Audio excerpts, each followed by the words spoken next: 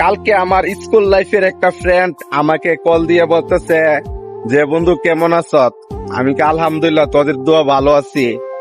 সেই বন্ধু আমাকে তার বদলে আনসার দিল, তোরই তো ভালো থাকবে, আর কারা ভালো থাকবে?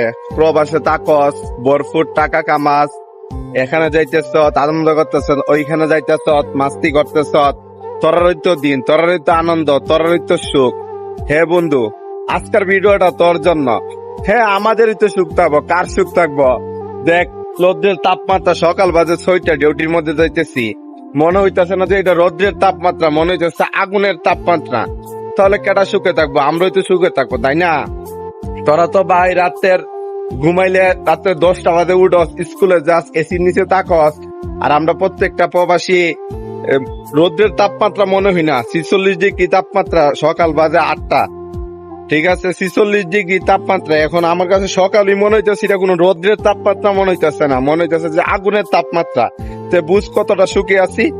এই ডিউটির যেমন সকাল 8টা, আসমু দুপুর 1টা, তো আইসা গোসল দিব, নিজে রান্না করব, কইরা খাবো, তো বুঝোস না কি সুখে আছি।